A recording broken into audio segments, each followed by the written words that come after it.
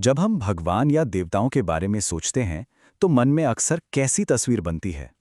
शायद दया, सुरक्षा, आशीर्वाद, कुछ ऐसी ही, है ना? पर क्या ये कहानी हमेशा से ऐसी ही थी? आज हम जिस ईश्वर को जानते हैं, उसकी कहानी असल में वहां से शुरू नहीं होती है। तो चलिए इस विश्लेषण की शुरुआत इसी सीधे से सवाल से करते हैं। क्या देवता हमेशा से ही दयालु थे? जवाब शायद थोड़ा चौंकाने वाला हो सकता है। क्योंकि सच तो ये है कि देवताओं का सबसे पहला रूप डर से जुड़ा था। जी हां, प्यार या विश्वास नहीं, बल्कि वो डर था जिसने पहली बार इंसान को ऊपर देखने पर मजबूर किया। अब इस बात को ठीक से समझने के लिए हमें हजारों साल पीछे जाना होगा। चलना होगा उस दुनिया में जहां शुरुआती इंसानों ने अपनी आंखें खोली थीं। जरा कल्पना कीजिए एक ऐसी दुनिया की जहां विज्ञान का नामो निशान नहीं, जहां बाढ़, सूखा, जंगल की आग या कोई बीमारी बिना किसी चेतावनी के आती और सब कुछ तबाह कर देती थी। जब पता ही न हो कि ये सब क्यों हो रहा है तो मन में क्या पैदा होगा? डर। और इसी अनजान डर से जन्म हुआ पहले देवताओं का। देखिए, वो कोई व्यक्ति नहीं थे, वो तो बस शक्तिशाली अनियंत्रित ताकतें थीं। पूजा प्यार से नहीं होती थी, पूजा होती थी उन्हें शांत रखने के लिए, उन्हें मनाने के लिए, ताकि उनका कहर हम पर न टूटे। और ऐसा नहीं है कि ये सोच सिर्फ किसी एक जगह पर थी। मेसोपोटामिया को देखें तो वहां के देवता बड़े अस्थिर माने जाते थे। प्राचीन ग्रीस में चले जाएं तो वहां के देवता जरा सी बात पर गुस्सा होकर सजा दे देते थे। मतलब जैसी अनिश्चित दुनिया थी वैसा ही देवताओं का रूप था, एक सीधा रिफ्लेक्शन। लेकिन कहानी यहीं खत्म नहीं होती, क्योंकि जैसे जैसे इंसानी दुनिया बदली वैसे वैसे देवताओं की जरूरत और उनका स्वरूप वो भी बदलने लगा। और फिर एक बहुत बड़ा बदलाव आया। ये जो बदलाव था ना, ये सीधे सीधे इंसानी समाज के विकास से जुड़ा हुआ था। डर की जगह अब एक नई चीज ले रही थी, और वो थी व्यवस्था की, एक तरह की सुरक्षा की जरूरत। सोचिए, जब इंसानों ने खेती करना सीखा, एक जगह बसना शुरू किया, तो समाज संगठित होने लगे, नियम कायदे बनने लगे। अब सिर्फ उन विनाशकारी ताकतों को शांत करना काफी नहीं था। अब लोगों को एक ऐसी शक्ति चाहिए थी जो उनकी फसलों की, उनके परिवार की और उनके बनाए नियमों की रक्षा करे।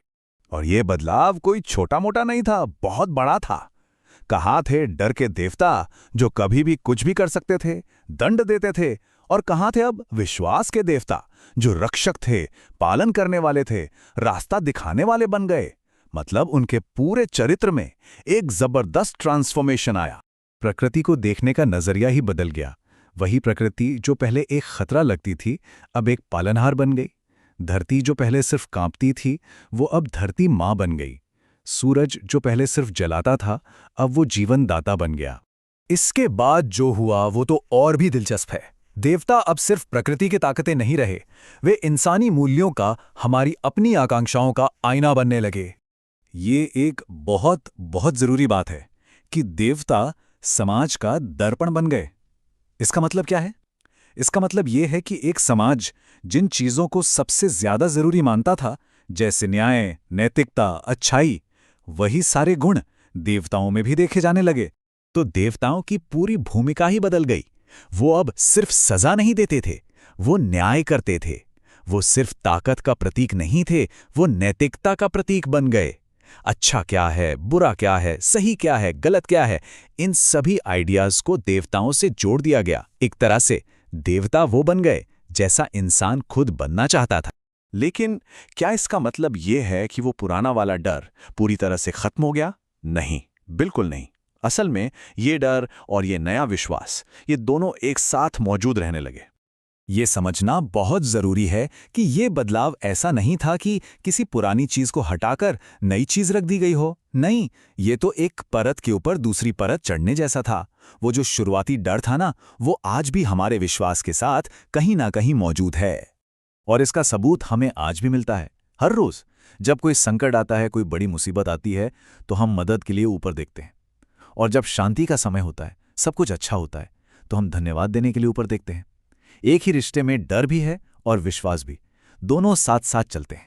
तो अंत में हम इसी एक गहरे विचार पर आकर रुकते हैं। क्या ऐसा हो सकता है कि देवताओं का जन्म हमारे डर की वजह से हुआ हो, लेकिन उनका विकास, उनका रूप हमारी उम्मीदों की वजह से बदला हो? ये सवाल इंसान और दिव्यता के इस सदियां पुराने रिश्ते को समझने की एक नई राह दिखाता है।